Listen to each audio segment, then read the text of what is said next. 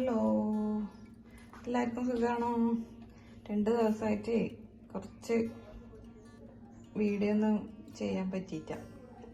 അത് പല്ലുവേദനയായിട്ട് 2 ദിവസമായിട്ട് സംസാരിക്കാൻ കുറച്ച് ബുദ്ധിമുട്ടുണ്ടായിനി. അതുകൊണ്ടാണ് കേട്ടോ.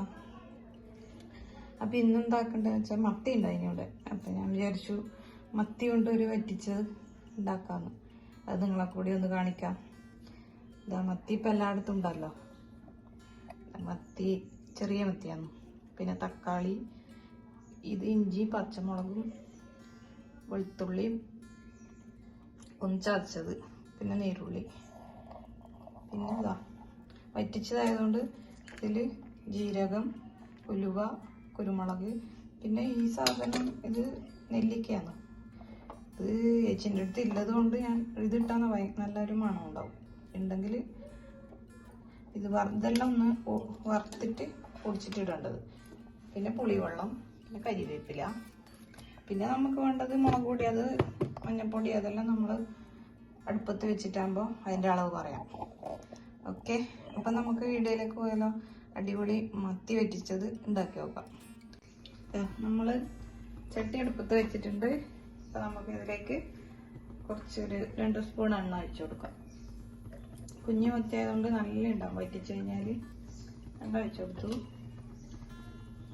എണ്ണ ഒന്ന് ചൂടാകുമ്പോൾ നമുക്ക് ഇഞ്ചി ഇതിട്ട് കൊടുക്കാം. ഇഞ്ചിയും വെളുത്തുള്ളിയും പിന്നെ നീരുള്ളി. ഇത് ഞാനൊന്ന് ചതച്ചത്, ഒരു കല്ലില്ലേ നമ്മളെ ചതക്കുന്ന കല്ല്, അതിൽ ചതച്ചിട്ടെടുത്ത്.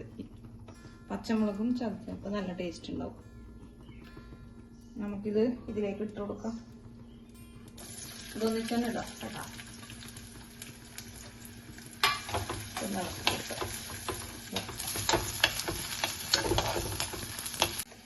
ഇതെല്ലാം ഒന്ന് കാഞ്ഞിട്ടുണ്ട്. ഇനി നമുക്ക് ഇതിലേക്ക് പൊടികൾ ഇട്ട് കൊടുക്കാം. മുളക് പൊടി ഇതാ 1 സ്പൂണ് മുളക് പൊടി കേട്ടോ. മഞ്ഞപ്പൊടി ഇതാ 1/4 ടീസ്പൂണ്. പിന്നെ ഉപ്പ് 1/2 ടീസ്പൂണ്.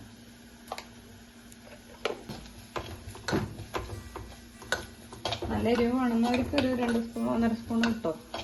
അങ്ങനെ എരിവ് കൂടുതൽ കഴിക്കാത്തതുകൊണ്ടാണ് കേട്ടോ. തക്കാളി ഇട്ട് കൊടുക്കാം. 1 തക്കാളി കേട്ടോ.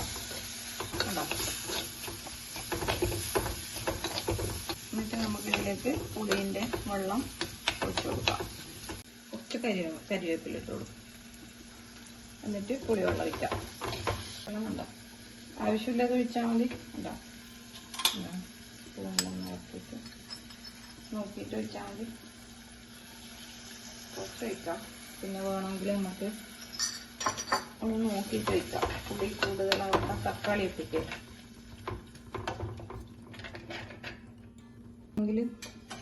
കുറവുണ്ടെങ്കിൽ കൂട്ടി നോക്കാം. കുറച്ചും കൂടി വെള്ളം ഒഴിക്കാം. ലേശം വെള്ളം ഒഴിച്ചിട്ട് മതിയാവും. എന്നിട്ട് നന്നായിട്ട് തിളക്കട്ടെ. അപ്പം നമുക്ക് മത്തിയിട വെള്ളം ഒഴിച്ചിട്ട് ഇടാം. അപ്പം കണ്ട ഇങ്ങനെയുള്ള.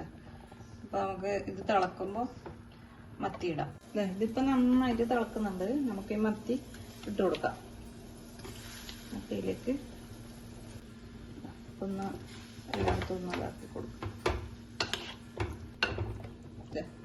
കണ്ടില്ലേ, ഇങ്ങനെ ആയിട്ട് ഇതിനെ നല്ല വാങ്ങി തിളച്ച് മത്തിയെല്ലാം വെന്ത് കുറുകിട്ട് മാറ്റി തിളക്കട്ടെ. ഞാൻ പടച്ച് വെച്ചിട്ടുണ്ട്. ഒരു 10 മിനിറ്റ് വേണ്ട, ഒരു 6-7 മിനിറ്റ് ആകുമ്പോഴത്തേക്ക് ഒന്ന് തുറന്നു നോക്കാം നമുക്ക്. ഇതിപ്പോൾ നന്നായിട്ട് തിളച്ചിട്ടുണ്ട്. നമുക്കൊന്ന് തുറന്നു നോക്കിയാലോ അങ്ങനെയുണ്ടെന്ന്. ഓ, അടിപൊളി. ഓക്കെ, അടിപൊളിയായിട്ട് മത്തി ഇങ്ങനെ തിളച്ചുകൊണ്ടിരിക്കുന്നുണ്ട്. കാരണം നമുക്ക് കൊതിയാവുന്നില്ലേ? മത്തി എല്ലാവരുടെ വീട്ടിലും ഉണ്ടാവുമല്ലോ. അപ്പോൾ ഇങ്ങനെ ഉണ്ടാക്കുന്നുണ്ടെങ്കിൽ ഒന്ന് കമൻറ്റ് ചെയ്യണേ. പിന്നെ നമുക്ക് ഇതിൽ ഏറ്റവും ടേസ്റ്റ് കൂടുന്ന സാധനം ഇനി വരാനുണ്ട്. ഇതേതാന്ന് വെച്ചാൽ ജീരകം, ഉലുവ, പിന്നെ കുരുമുളക്, പിന്നെ നെല്ലിക്ക, അതും കൂടി. അത് നമുക്കൊന്ന് വറുത്തിട്ട് ഇതിലേക്കൊന്ന് ഇങ്ങനെ ഇട്ട് കൊടുക്കാം. ഇതെല്ലാം ഒന്ന് വറുത്തിട്ട് ഇതിലേക്ക് ഇടാം.